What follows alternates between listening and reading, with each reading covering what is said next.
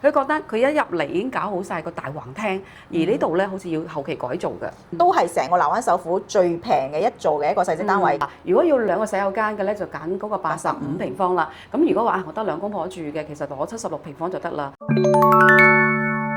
Hello，大家好，歡迎收睇灣居粵誌，我係 Cindy。Hello，大家好，我係 Samantha，係 Cindy 啊。而家南灣首府咧推出99平方4房單位2個洗手間喎，咁同天璽呢邊咧，即係華發天璽呢個3房2廳99平方嚟計咧，2個戶型有得 PK 喎。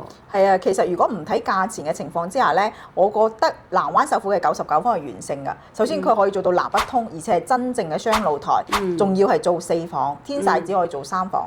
係啊，但係好多客咧成日經常攞呢2個盤比較啦，咁有好多客中意天璽喎，佢覺得佢一入嚟已經搞好晒個大橫廳，而呢度咧好似要後期改造嘅。係啊，而家加推6座嘅話咧，呢個99方咧佢都係南北通嘅，咁佢嘅北面露台咧即係靠近珠海大道嗰邊咧，佢到時就會同你做封窗㗎啦。咁南面露台咧係睇山睇來源嘅，咁呢一邊嘅話咧，咁佢咧就冇做封窗嘅，就係一個開放式露台，所以嘅話咧佢係擁有咗封露台同埋唔封露台嘅好處咯。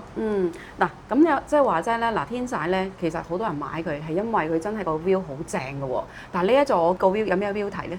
咁6座嘅話咧，佢亦都係南北向嘅。咁北向肯定係睇珠海大道啦，南向嘅話咧，佢係更加睇翻來源嘅。咁因為南灣首府嘅話，佢嘅樓距係比較闊嘅。咁佢睇來源嘅話咧，你都知南灣首府其實佢嘅來源係好靚啊嘛。咁睇來源嘅話，其實佢景觀係唔差㗎。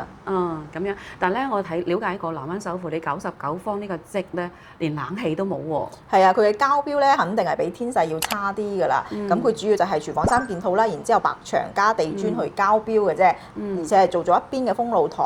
咁嘅話咧，佢整體嘅交標係算比較普通嘅。係啦，如果你賣得呢個價錢，我覺得連冷氣都冇咧，其實啲客都會猶豫嘅，都會諗喎。其實喺珠海市區嚟講，我覺得2萬零蚊嘅單價咧，佢又唔係非常之高嘅。而且嘅話咧，而家6座嘅話咧，係最後一座細則單位啦，亦都係成個南灣首府最平嘅一座嘅一個細則單位，99方嘅話，而家均價係23,800。誒，咁啊，即係價錢同天璽差唔多喎，有1-2千蚊嘅價差。係咯，咁咪有得揀啦。係啊，咁就係大家要睇翻你要揀品質定係你想要交樓標準好高呢樣嘢啦。係啦，咁咧南灣首府呢度咧就嗱前面個景觀露台可以封可以唔封嘅，咁但係天璽咧已經搞好晒㗎啦，就一定要封㗎啦。係啦，咁可能南灣首府如果你買呢度咧，就要考慮到2個因素啦。第一個，如果要大橫廳咧，就要剝咗個牆啦，呢個費用都要預咗㗎。咁同埋如果你要封埋前面嘅景觀露台咧，呢筆費用亦都唔少嘅喎。係，咁喺房間嚟比咧，其實2個戶型係差唔多嘅啫。南灣首府又好，華發天璽又好，佢啲客房都唔係非常之大嘅，大家亦都要留意翻呢一樣嘢。你天璽畢竟係得幾棟嘢啫嘛，細即係中小嗰啲樓盤啦。咁南灣首府佢係一個大盤嚟嘅。而且嘅話，南灣首府嘅話，佢嘅戶型選擇係比較多嘅。咁呢個99方咧，可以話係戰鬥機戶型嚟嘅。大家嚟睇嘅話，都會揀呢隻戶型。呢隻戶型係進可攻退可守嘅，即係話你想要多啲房又得，可以4房緊湊型嘅。你想要少啲房嘅話，想要個舒適嘅一個廳嘅話，你就 book 咗間房佢。我覺得佢個靈活性係會更加強一啲咯。係啊，所以咧嗱。究竟點揀呢？不如有興趣嘅朋友咧，大家實地嚟睇睇啦。咁其實而家加推6棟嘅話咧，除咗99方啊，另外2個戶型咧就係85同埋76㗎。咁呢2個戶型嘅話咧，亦都係即係好有代表性嘅一個細則單位啦。我覺得係即係成個南灣片區啊，而家新樓入邊係冇呢啲細則㗎。係啊，同埋個總價咧得計160幾萬左右到啦。喂，如果呢個價錢76平方做到3房，咁你同坦洲啲樓盤，例如佳景康城啦，嗰啲80幾平方都係差唔多呢個價錢喎。係啊，佳景康城89平方都要150萬啦。係啦，爭佢10萬蚊。係啊，如果你係從即係我哋如果係租金嘅角度可以睇出一個即係樓嘅佢嘅價值啊嘛。咁佳景康城嗰邊嘅85方咧，租盤呢個咁樣嘅3房可能都係租3000蚊左右。但係嘅話咧，南灣首府呢種3房1衛咧係可以租到4000蚊㗎。